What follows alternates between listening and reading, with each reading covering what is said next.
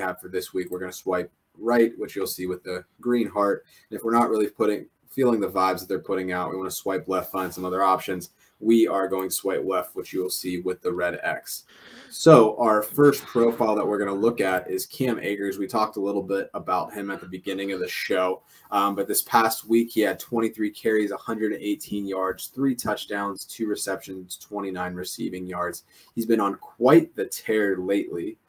So how are you feeling about those LA Showtime Akers going into championship week? I like that. That's a good one. Yeah, baby.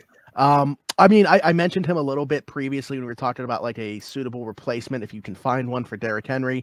I like Akers as like an RB2 this week. I mean, I like the matchup going against the Chargers, who've given up the 8th most points on the season. I know that that's not necessarily what is it like the last 3 weeks though? Yeah, it's crazy because the Chargers like woke up and remembered that they have like all these good defensive pieces all of a sudden out of nowhere. I know they've been. They are the injuries are obviously always a thing with them. Oh, for sure. They're only giving up 15.4 points per game in full PPR in the last 3 weeks, which puts them as the 4th toughest matchup on paper. But as we saw last week, Donta Foreman did not care about any of that, sitting on my bench, putting up a nice 24 piece. I think the volume side of it, like it's kind of hard to leave him on the bench at this point. He played 100% of the snaps in the first 3 drives, and he never really plays on like 3rd downs and is even getting the 3rd down work. You look at all the injuries, like we said, to the receiving room. All they really have left for like professionals on this team is like Tutu Atwell, which is like meh. You have Tyler Higbee, who's like having like another 2 touchdown game this past week. So like they don't really have anywhere else to go. And I don't think they want Baker Mayfield really doing too much. They don't want him to be put in situations where he's uncomfortable. Yeah, he's been on the team for a few weeks now, but just like hand the ball off, take chances when you can, and they're really leaning on the run game.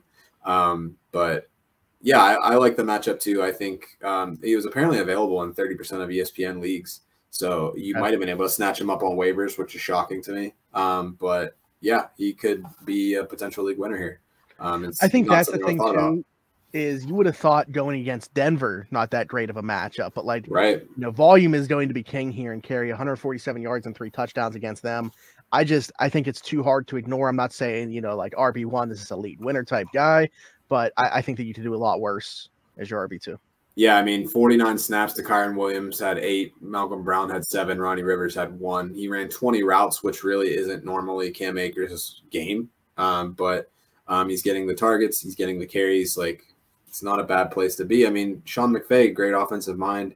He's got to find a way to score points, and Akers seems to be finally out of his doghouse. So props for him. I mean, I was like, thought this guy was going to be out of football whenever they were like, all right, like, we're just not playing him. He's not even going to dress. Like, maybe we'll trade him, but who cares? But yeah, he's balling.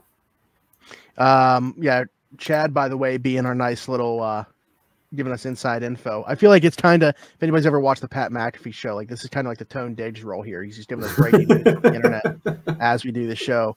As part of the discussions that took place over the last few days, both sides concluded that it was best Raiders' Derek Carr step away the final 2 games to avoid the obvious distractions. He won't practice and will be listed as not injury related for the rest of the season.